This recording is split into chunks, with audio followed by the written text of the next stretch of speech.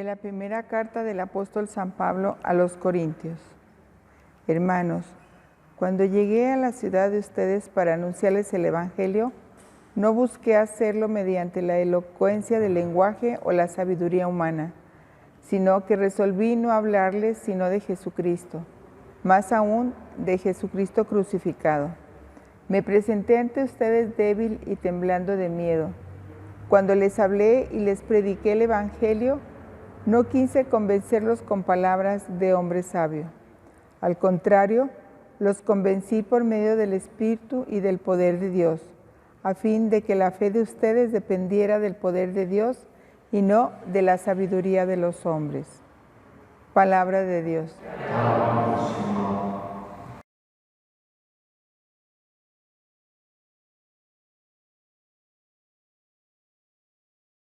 ¿Cuánto amo, Señor, tu voluntad? Cuánto amo, Señor, tu voluntad. Cuánto amo tu voluntad. Todo el día la estoy meditando. Tus mandatos me hacen más sabio que mis enemigos, porque siempre me acompañan. Cuánto amo, Señor, tu voluntad. Soy más prudente que todos mis maestros, porque medito tus preceptos. Soy más sagaz que los ancianos, porque cumplo tus leyes. Cuánto amo, Señor, tu voluntad. Aparto mis pies de toda senda mala para cumplir tus palabras. No me aparto de tus mandamientos, porque tú me has instruido. Cuánto amo, Señor, tu voluntad.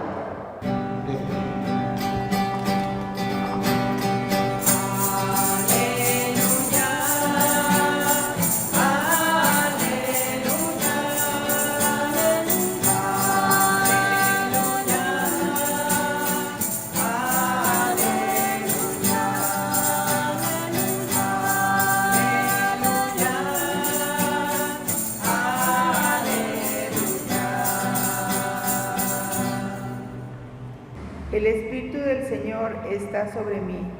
Él me ha enviado para anunciar a los pobres la buena nueva.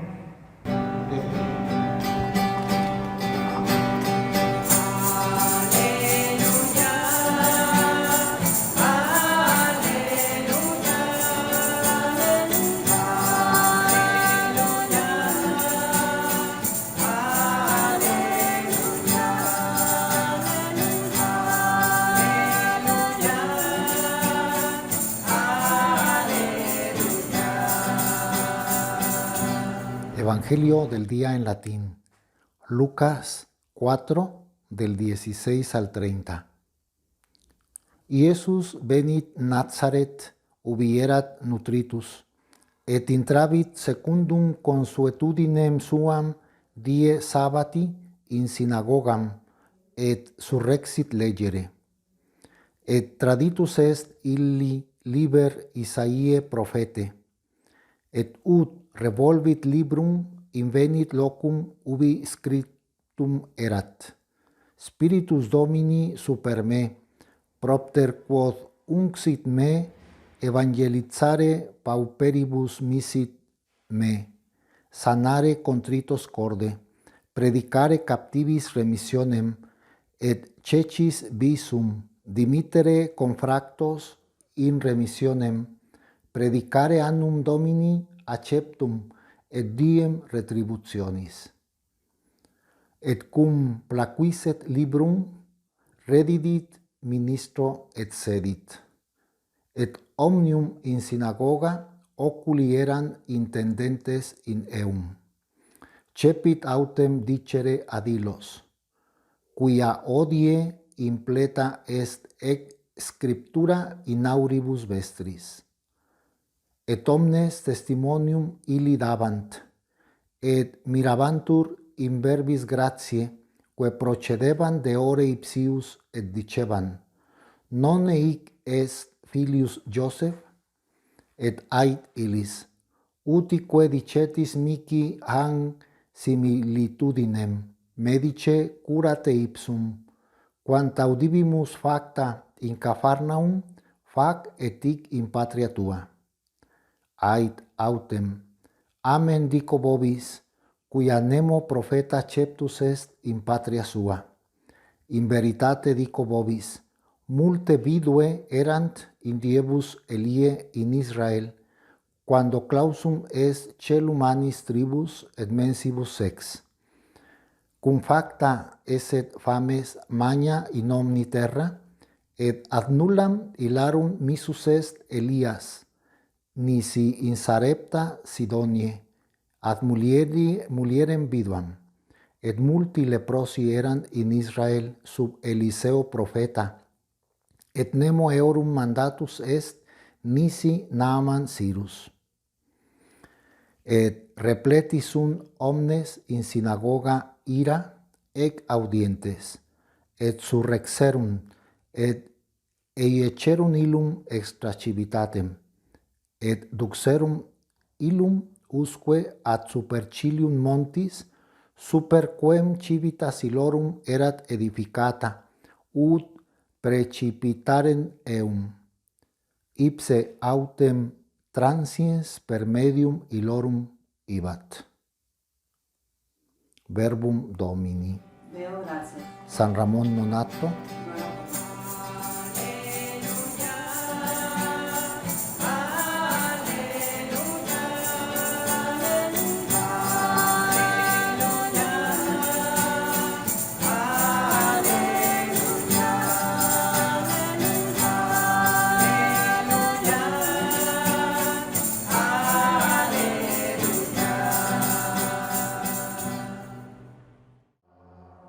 El Señor esté con ustedes.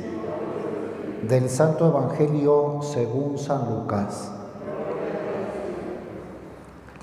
En aquel tiempo Jesús fue a Nazaret, donde se había criado. Entró en la sinagoga, como era su costumbre hacerlo los sábados, y se levantó para hacer la lectura. Se le dio el volumen del profeta Isaías, lo desenrolló y encontró el pasaje en que estaba escrito: El Espíritu del Señor está sobre mí, porque me ha ungido para llevar a los pobres la buena nueva, para anunciar la liberación a los cautivos y la curación a los ciegos, para dar libertad a los oprimidos y proclamar el año de gracia del Señor. Enrolló el volumen, lo devolvió al encargado y se sentó. Los ojos de todos los asistentes a la sinagoga estaban fijos en él. Entonces comenzó a hablar diciendo: Hoy mismo se ha cumplido este pasaje de la Escritura que ustedes acaban de oír. Todos le daban su aprobación y admiraban la sabiduría de las palabras que salían de sus labios y se preguntaban: ¿no es este el hijo de José? Jesús les dijo: seguramente me dirán aquel refrán: médico, cúrate a ti mismo y haz aquí en tu propia tierra todos esos prodigios que hemos oído que has hecho en Cafarnaúm. Y añadió: yo les aseguro que nadie es profeta en su tierra. Había ciertamente en Israel muchas viudas en los tiempos de Elías, cuando faltó la lluvia durante 3 años y medio, y hubo un hambre terrible en todo el país. Sin embargo, a ninguna de ellas fue enviado Elías, sino a una viuda que vivía en Sarepta, ciudad de Sidón. Había muchos leprosos en Israel en tiempos del profeta Eliseo. Sin embargo, ninguno de ellos fue curado, sino Naamán, que era de Siria. Al oír esto, todos los que estaban en la sinagoga se llenaron de ira, y levantándose, lo sacaron de la ciudad y lo llevaron hasta una barranca del monte sobre el que estaba construida la ciudad para despeñarlo. Pero él, pasando por en medio de ellos, se alejó de allí. Palabra del Señor. ¿Gustan sentarse un momento?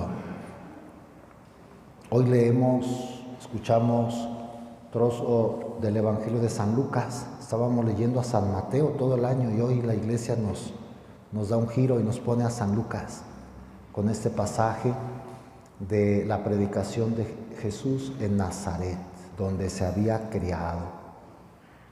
Hay una escena en la película de Zeffirelli, ya antigua, que pinta esta escena. Llega Jesús a la sinagoga y muchas mujeres van a buscar a María, María, vino tu hijo, está en la sinagoga.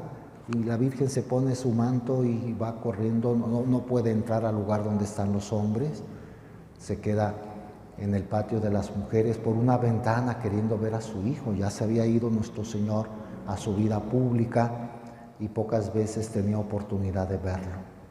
Pero se lleva el dolor de que, como dice el Evangelio, no lo aceptaron y lo querían matar.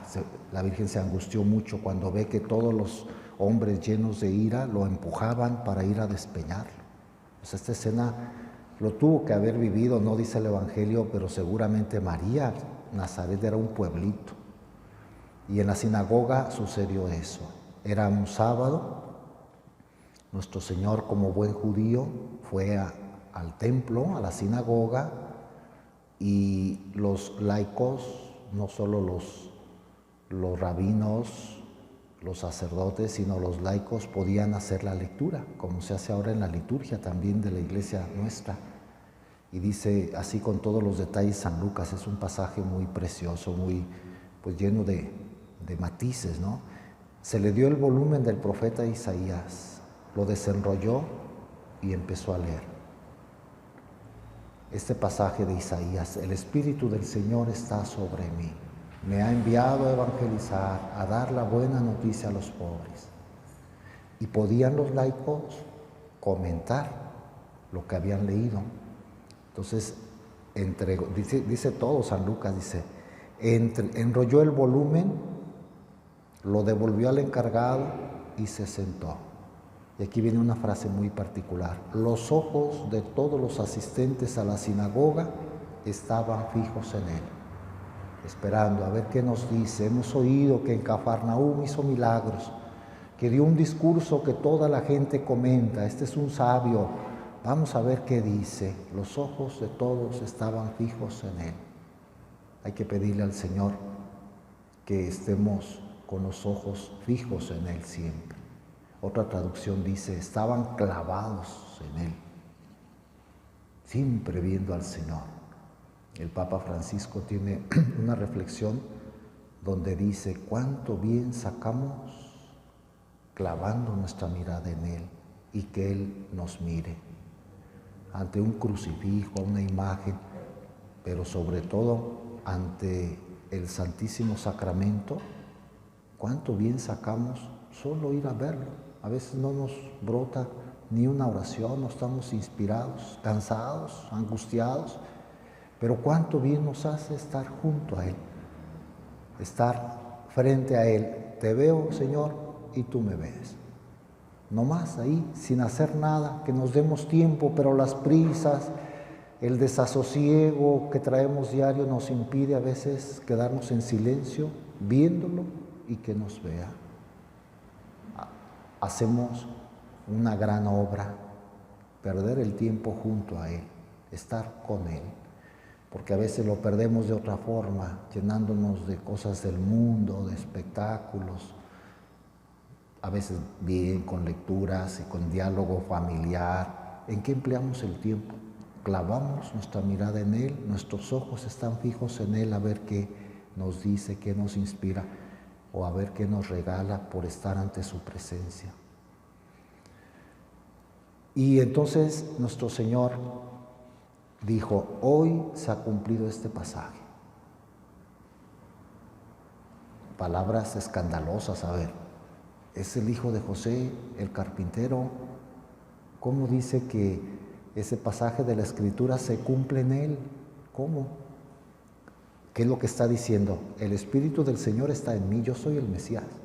Y yo he venido a anunciar a los pobres la buena nueva, a liberar a los cautivos. Soy el Salvador del mundo. Eso quiso decir. No lo puede decir con tanta más claridad, pero dice: hoy mismo se ha cumplido este pasaje de la Escritura que ustedes acaban de oír. Primero, fíjese la reacción. Todos le daban su aprobación y admiraban la sabiduría de las palabras que salían de sus labios. En un primer momento al Señor le creemos, nos confiamos en Él, pero no vendrá luego la duda cuando racionalizamos, cuando sospechamos, es que no es verdad, es que Dios no es así, es que la iglesia, y empiezan a hacer raciocinios humanos. Es que algunos hasta dudan de la escritura. No, es que la iglesia manipuló las escrituras. Y es que una vez una persona de un pueblo decía, los sacerdotes están capacitados para manipular a la gente. Hasta así dijo literalmente. Son viejos, estudiosos, pero son muy llenos de mañas, dijo. Manipulan a la gente. ¿Cómo? A ver, ¿y usted, entonces, por qué viene a misa? ¿Usted no cree en Jesús? ¿No cree en los sacramentos? Bueno, eso dice mi esposo.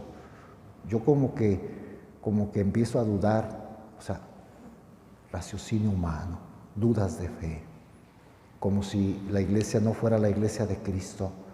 Y luego que el Papa y que Bergoglio, varias personas no le dicen el Santo Padre, el Papa. Aquí entre nosotros, Bergoglio, con desprecio así como la parte humana. El jesuita ese argentino, el cura, ¿no? ¿Cuántas veces así dicen? Es que el cura como con desprecio, como queriendo hacer algo despectivo. Lo mismo que hicieron los nazarenos. ¿Qué no es este José? Ese cura dicen que hace esto, y es el Papa, y ese obispo, o sea, lo mismo sucede. La palabra de Dios siempre es actual. Entran dudas, el de enemigo, como ayer le decía nuestro Señor a San Pedro, apártate de mí, Satanás. El enemigo está siempre tratando de quitarnos, de darnos desconfianza, de darnos dudas. Entonces, de una actitud de que todos le daban su aprobación y lo admiraban, vino el rechazo. Y nuestro Señor todavía remata para aquel que conoce lo que sucede en el corazón de los hombres, se da cuenta que empiezan las dudas y les dice, por eso el profeta Elías y el profeta Eliseo no hicieron milagros aquí entre los paisanos, entre los israelitas. En tiempos de Elías había muchas viudas y fue una viuda de Sarepta la que recibió el favor de Dios a través de Elías, porque ustedes no tenían fe. En tiempos de Eliseo había leprosos, pero Dios no curó leprosos aquí a través de Eliseo. Fue al general del ejército de Siria, pues más, les puso la puntilla, les echó en cara su falta de fe. Y la reacción de ellos fue, se llenaron de ira. Y vaya, que los orientales, los judíos, cuando se llenan de ira son terribles, ¿eh? A mí ya me tocó una vez ver, son guerreros toda su vida, están acostumbrados a la guerra desde chiquitos, no son como también nosotros, aquí hay mucha violencia. En las reuniones de repente se pelea la gente, se gritan en las casas, pero me parece que en el oriente, por temperamento, por herencia, son más bravos, ¿no? A mí me tocó una vez entrar a un templo en Jerusalén, un templo musulmán, y entró una familia judía, un muchacho joven con su esposa y una carriola con un niño, y empezó el vocerío contra la ley judía. Nada más de oírlo, no lo agredían porque parece que lo tienen prohibido, pero empezaron como a rodearlo y grite cosas del Corán a favor de Alá, contra Yahvé, y nosotros así, hasta el guía yo lo veía muy temeroso de que hubiera una violencia contra nosotros, turistas cristianos. Lo que sí nos advirtieron, me acuerdo esa vez, no lleven nada que los delate como cristianos, ni un rosario, ni un escapulario, ni una cruz. Ellos exigen eso, revisan, si alguien lleva, lo arrancan, o sea, son agresivos, pues. Pude sentir el peligro de la ira de los orientales, del fanatismo tan grande que tienen. No pasó nada, pero fue un buen rato de susto y decía el guía como queriendo aliviar la situación tensa, decía, los contratamos para que ustedes vivan, son contratados, esto es parte del show. No, el judío iba como cuidándose que se fueran a ir contra nosotros, porque se sentían invadidos en su fe por el judío. No era contra nosotros exactamente, pero pero estaban así, señores, dispuestos a todo. Algo debió haber sido estos judíos, que uno de ellos, un carpintero, venga y les diga, es que ustedes no tienen fe, por eso aquí no hago milagros. Se llenaron de ira y levantándose, lo sacaron de la ciudad y lo llevaron hasta una barranca del monte sobre el que estaba construida la ciudad para despeñarlo. Lo iban a matar. Se conserva ese sitio del despeñadero. Es más, cuando fue el Papa Benedicto XVI a Tierra Santa, quiso celebrar en Nazaret, en ese monte, una Eucaristía. Valiente el Papa. O sea, como diciendo, yo como Jesús, aún arriesgando mi seguridad personal, vengo a anunciarles el Evangelio. Valiente, se hizo una ermita y ahí celebró la Eucaristía el Papa Benedicto. Se conserva el lugar. Desde ahí, dice, se ve la ciudad. Es que es un lugar alto y abajo es un valle y se ve mucho Nazaret y Naín, me acuerdo, donde era la viuda de Naín. Varios pueblos están ahí alrededor. O sea, esto es histórico, verdadero, lo querían matar. Y nuestro Señor, vean cómo termina el Evangelio de hoy, con qué majestuosidad se libró de ellos, dice el Evangelio. Pero Él, pasando por en medio de ellos, se alejó de allí. No dice cómo. Yo me imagino que se quedaron paralizados. Y eran bravos, vociferando, gritando. ¿Cómo los tranquilizó? Sin usar violencia, en paz, pasando por en medio de ellos, se alejó de allí. El Rey de Reyes, el Señor de los Señores, a unos judíos enfurecidos, los tranquiliza con su sola presencia. No era la hora todavía. Por eso cuando en el huerto de Getsemaní llega Judas con soldados, nuestro Señor se entrega. Hubiera podido también en aquella ocasión pasar por en medio de ellos e irse, pero era su hora. Tenía que entregarse por amor. A Él no lo aprendieron como a fuerzas contra su voluntad. Él se entregó por amor a nosotros, por hacer la voluntad del Padre. En esta ocasión todavía no. Nada más sepan que ya está aquí el ungido de Dios. Sépanlo.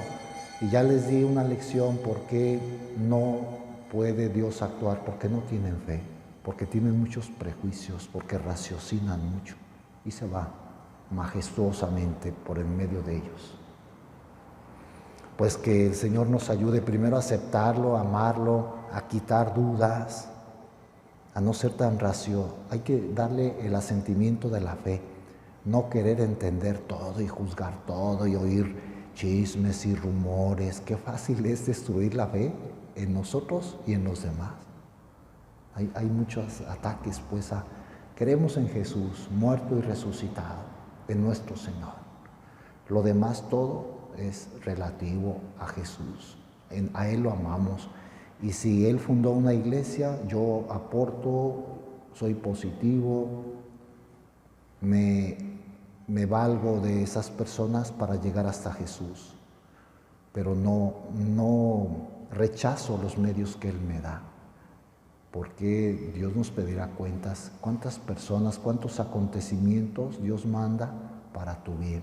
Y tú, prejuicioso, tú pones obstáculos y no aceptas, y el Señor no hace milagros por eso. En tu vida no la realizas, no la entregas a Él por tu falta de fe.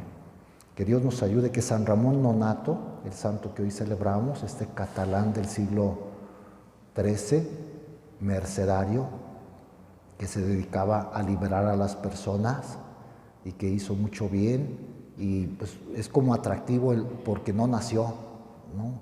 Casi siempre que oye uno, Ramón Nonnato, ¿cómo que no nació? Entonces, ¿cómo es santo? Bueno, no nació naturalmente.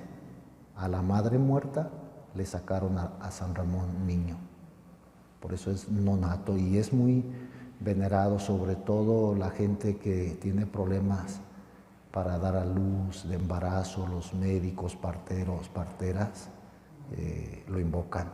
Hoy, último día de agosto, pedimos a San Ramón que nos bendiga desde el cielo y que nos ayude a liberarnos de todos los prejuicios y de todas las cadenas que a veces llevamos en nuestra vida. Que así sea.